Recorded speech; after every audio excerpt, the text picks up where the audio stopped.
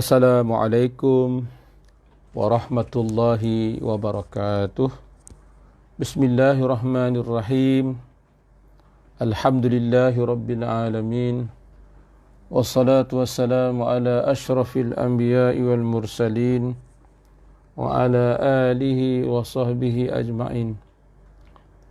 Qala rabbi shrah li sadri wa yassir li amri wahlul 'uqdatan min lisani yafqahu qawli. Rabbi yassir wa la tu'assir ya karim.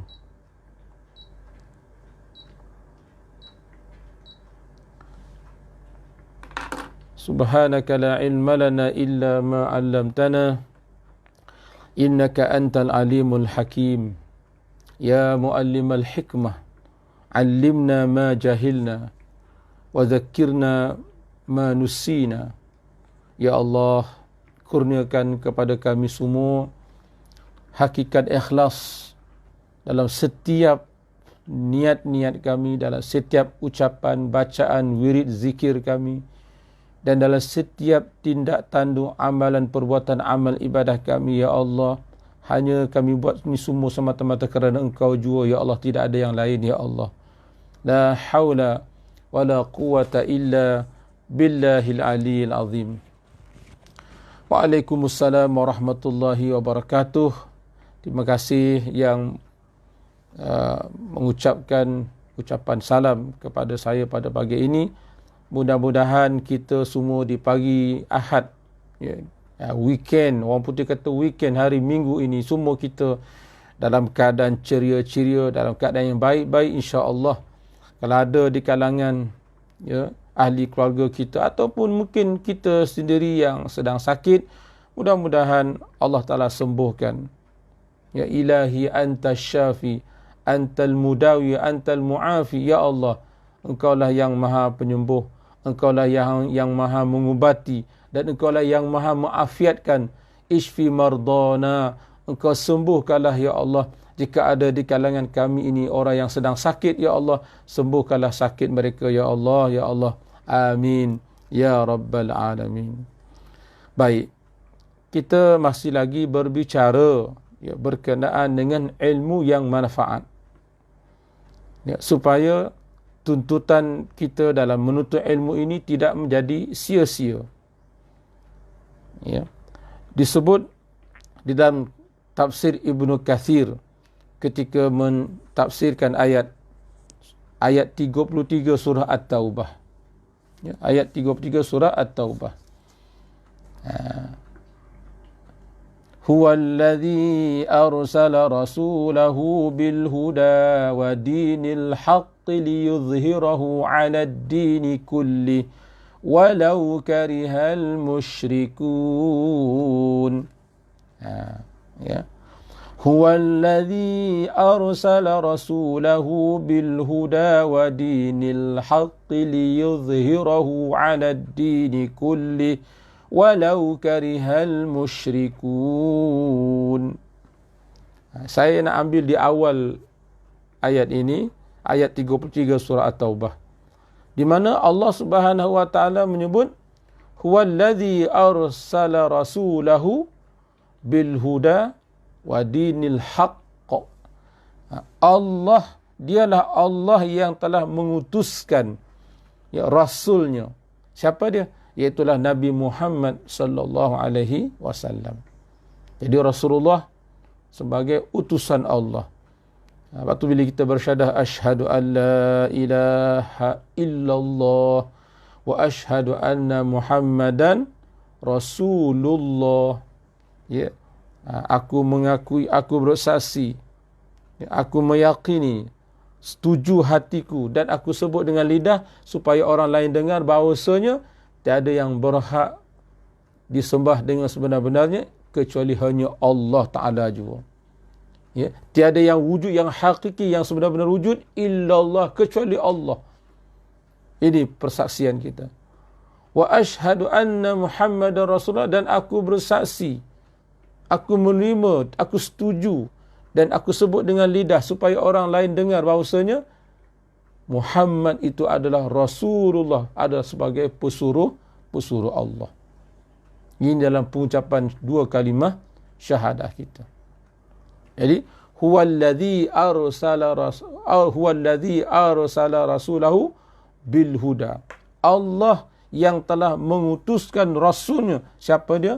Muhammad bin Abdullah sallallahu alaihi wasallam. Ya. Allah Taala utuskan rasul itu bil huda, dengan huda, petunjuk, hidayah, wa dinil haq, dan dengan agama yang sebenar. Menurut Ibnu Katsir, dalam tafsir Ibnu Katsir menyebutkan fal huda, maka huda tu yang kita terjemah secara mudahnya huda itu petunjuk tu, yang dimaksudkan huda di situ apa dia?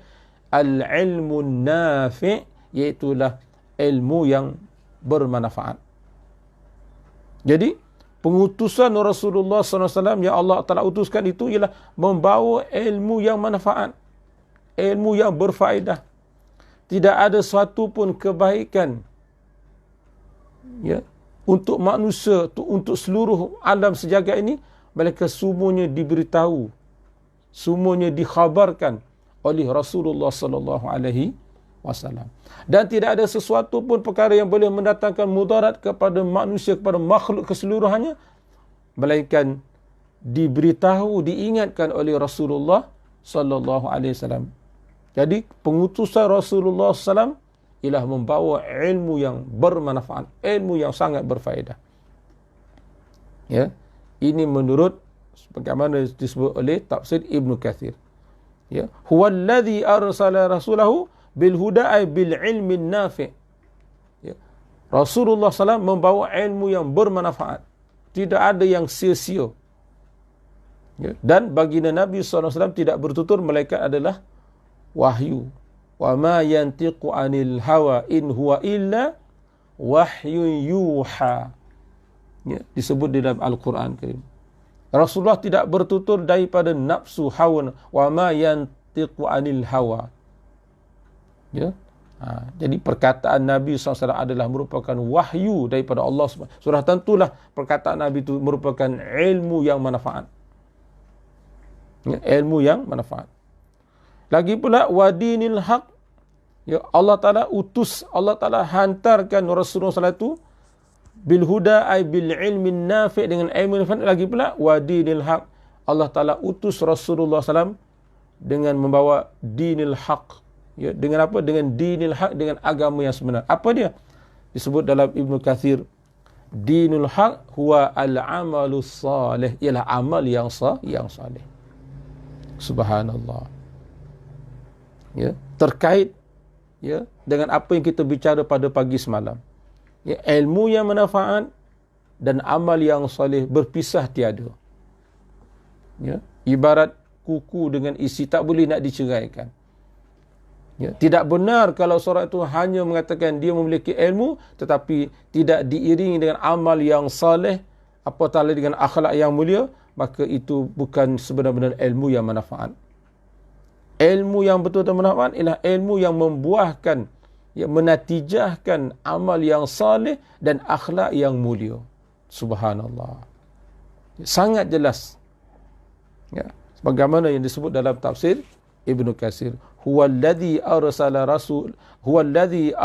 rasulahu bil huda wa dinil haq. Maknanya Allah Taala utuskan Nabi kita Muhammad sallallahu alaihi wasallam dengan apa? Dengan membawa, dengan mengajar umat manusia ni ilmu yang manfaat dan bagaimana untuk beramal dengan amal yang soleh, amal yang baik-baik.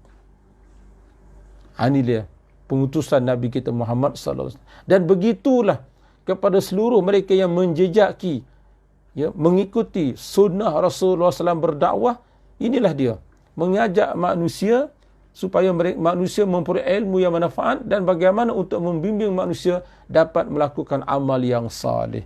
Bukan sekadar semata-mata berilmu, berteori semata-mata, tapi bagaimana untuk praktikalnya melaksanakan amal dengan ilmu yang manfaat yang telah diperolehi. Baik. Yang kedua, telah berkata Al-Hasan rahimahullahu ta'ala, disebut dalam tafsir Ibn Rajab, Al-ilmu ilmani. Ilmu ni ada dua. Menurut Al-Hasan rahimahullah, Al-ilmu ilman. Ilmu ni ada dua. Ilmun bil lisan, ilmu dengan lidah, bil lisan. Bercakap, bertutur, berbahas, ya, berseminar, beritu macam-macam. Bil lisan dengan lidah, menggunakan lidah, mengeluarkan hujah-hujah dengan dalil-dalil. Satu. Wa ilmun bil qalbi. Dan satu lagi kata Al-Hasan rahimahullah, ilmu bil qalbi dengan hati. Ya, bil dzauqi, ilmu dengan jalan rasa, bukan semata-mata dengan lisan, ya, petah berbicara semata, tidak. Fa ilmul qalbi, maka bermula ilmu hati ni, ya, ilmu pemahaman, ilmu yang dengan jalan zauqi dengan hati, wal ilmu nafi', itulah dia ilmu yang manfaat. Itulah hakikat ilmu yang manfaat. Ya. Fa ilmul qalbi, maka ilmu hati ini, ya, hati yang hidup, hati yang berfikir, hati yang ada rasa dengan Allah, keterperasanan kita dengan Allah, maka itulah dipanggil al-ilmu nafi', ilmu yang manfaat. Ini menurut Al-Hasan rahimahullah. Sebagaimana disebut dalam Tafsir Ibn Rajab Al-Hambali. Wal ilmu lisan, sedangkan ilmu lidah ni petah berbicara, hebat, dia berdiskusi, kadang-kadang menggunakan kata-kata itu untuk menjatuhkan orang lain, memperlekehkan orang sebagainya. Itu adalah hujjatullah ala bani Adam, merupakan hujah. Allah Ta'ala akan ambil persaksian besok ke atas anak Adam di hari akhirat. Kita akan bertanggungjawab dengan apa yang kita katakan. Kita akan bertanggungjawab sepenuhnya dengan apa yang kita ucapkan, yang kita cakap dan sebagainya. Subhanallah. Ya. Jadi ilmu ni ada dua. Ilmun bil lisan, ilmu dengan lidah, berbicara semata-mata tanpa ada amal saleh, tanpa ada hati yang hidup, jiwa yang hidup dengan Allah, dengan zikrullah, jiwa yang ada keterperasan dengan Allah. Maka ini menjadi hujah, ya, ke atas kita, mudarat atas kita besok di hari akhirat. Kita akan didakwa besok di hari akhirat. Dan satu lagi lah, ilmu bil qalbi, lah, ilmu rasa dengan hati. Inilah ilmu yang manfaat. Ya, inilah ilmu yang manfaat. InsyaAllah pagi esok saya akan huraikan dengan lebih lanjut lagi macam mana dikatakan ilmun bil qalbi.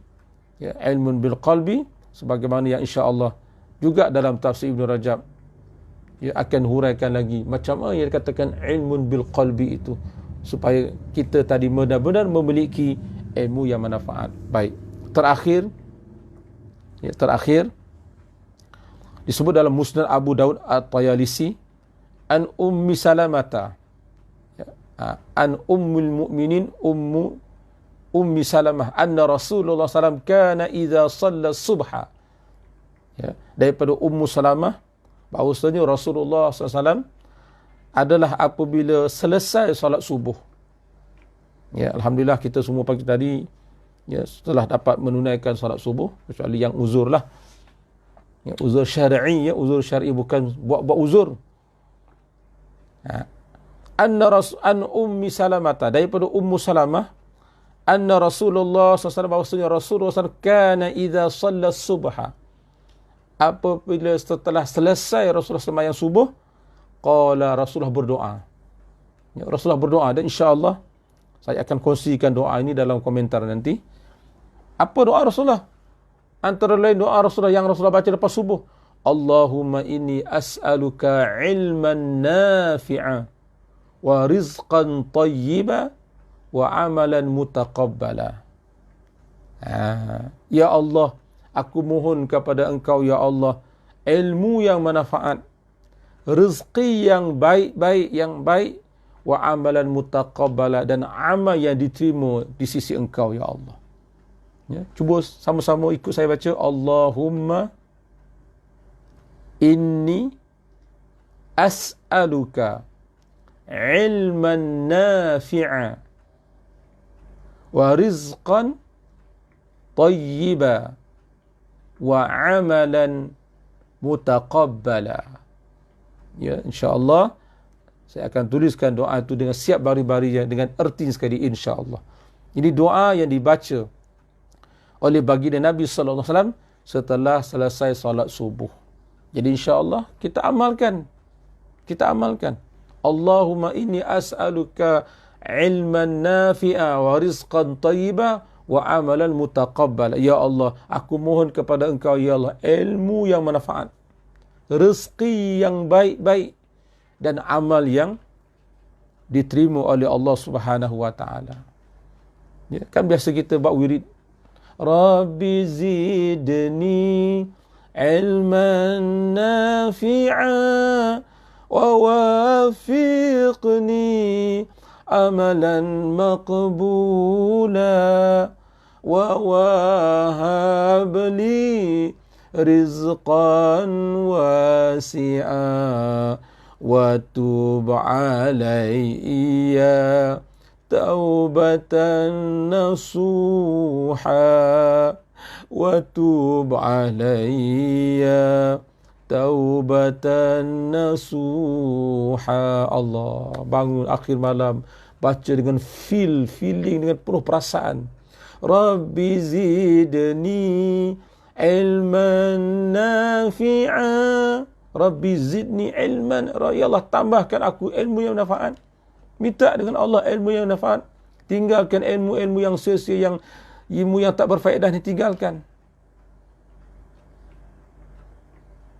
Ya. Wa wafiqni amalan maqbula, dan berikan taufik kepada kami ya Allah, kepada aku ya Allah, supaya aku dapat melakukan amal yang diterima oleh Engkau ya Allah. Wa wahabli rizqan wasi'a, dan berikan kami ya Allah rezeki yang luas seluas-luasnya ya Allah. Dan terakhir, wa tub alayya taubatan nasuha, dan terimalah kami taubat kami sebagai taubat nasuha ya Allah. Allah, ya, alangkah bagusnya kalau kita dapat bangun di akhir malam baca doa ni. Ya, astaghfirullah rabbal faraya, astaghfirullah minal khataya. Sama-sama. Rabbi zidni ilman nafi'a wa wafiqni amalan maqbula wa wahabli rizqan wasi'a wa tub alayya taubatan nasuha wa tub alayya taubatan nasuha. Baik, selesai ya. Itulah doa yang dibaca oleh Rasulullah bila setelah lepas solat subuh. Allahumma inni as'aluka ilman nafi'a wa rizqan tayyiba wa amalan mutaqabbala. Ya, itu doa Rasulullah SAW. Baik. Dalam Musannaf Ibnu Abi Syaibah an Jabir, daripada Jabir pula, qala, apa kata Jabir? Sami'tu Nabiyya sallallahu alaihi wasallam yaqul, kata Jabir, aku pernah mendengar Rasulullah SAW bersabda. Apa kata Rasulullah kata? Apa sabda Rasulullah? Salullaha ilman nafi'a wa ta'awwadhu billahi min ilmin la yanfa'. Subhanallah. Ini kata Jabir. Kata Jabir, pernah satu kali aku mendengar Rasulullah SAW bersabda. Apa kata Rasulullah? Salullah, mintalah kepada Allah ilmu yang manfaat. Minta dengan Allah. Allah kan ada, minta dengan Allah. Ya, salullaha ilman nafi'a, minta kepada Allah, kata Rasulullah. Ya, Rasulullah kata, wahai manusia, mintalah kamu kepada Allah ilmu yang manfaat. Wa ta'awwadhu billah, dan naklah kamu semua meminta berlindungan dengan Allah min ilmin la yanfa', minta berlindunglah kamu semua dengan Allah daripada ilmu yang tidak ada manfaat. Ini perintah, ini yang disuruh oleh baginda Nabi sallallahu alaihi wasallam kepada kita semua. Ya, minta kepada Allah ilmu yang manfaat dan berlindunglah dengan Allah daripada ilmu yang tidak ada faedah, ilmu yang tidak ada manfaat. Baik. Kemudian disebut dalam Musnad Ahmad, waqad ruwiya an Ibn Abbas annahu kana idza syariba min zamzama qala Allahumma inni as'aluka ilman nafi'a wa rizqan wasi'a wa shifaan min kulli da'. Ia telah diriwayatkan bahawasanya Ibnu Abbas, siapa tidak kenal Ibnu Abbas ya, bapa saudara Nabi sallallahu alaihi wasallam. Ya, waqad ruwiya, telah diriwayatkan an Ibn Abbas radhiyallahu anhu, daripada Ibnu Abbas, annahu, bahawasanya Ibnu Abbas, kana idza syariba min zam, apabila Ibnu Abbas radhiyallahu anhu ketika dia nak minum air Zam-Zam, qala, lalu Ibnu Abbas membaca doa ini. Mudah-mudahan kita sudah dapat amalkan. Mungkin di rumah kita sekarang ni ada air Zam-Zam, lepas ni kita terus praktikal insya-Allah. Ya. Jadi Ibnu Abbas ketika dia nak minum air Zam-Zam, dia baca doa ni. Apa dia? Allahumma inni as'aluka ilman nafi'a wa rizqan wasi'a wa shifaan min kulli da'.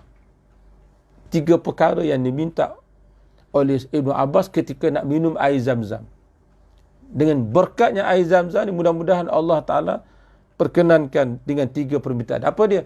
Ya Allah, aku minta kepada engkau ilman nafi'ah. Pertama apa dia? Ilmu yang manfaat. Ya, ilmu yang manfaat. Yang kedua, wa rizqan wasi'a. Ya, minta dengan Allah rezeki yang luas seluas-luasnya. Tambah-tambah zaman PKP ni tu, ya, tak sedikit orang yang agak sempit kehidupan dia. Amalkan ini insya-Allah, mudah-mudahan dengan barakah air Zam-Zam. Dan yang ketiga, kita minta apa dia? Wa shifaan min kulli da'. Mudah-mudahan kita minum air Zam-Zam ini menjadi penyembuh daripada tiap-tiap penyakit. Insya-Allah doa ni saya akan tulis nanti dalam ruang komentar insya-Allah. Ya, dan tolong panjangkan, ya, kongsi-kongsikan. Kita tidak sembunyi apa-apa. Ya, kita tidak ada apa-apa. Silakan kongsi sebanyak-banyak mungkin. Mudah-mudahan orang lain dapat manfaatnya. Ambil air Zam-Zam lepas pada ni insya-Allah menghadap kiblat.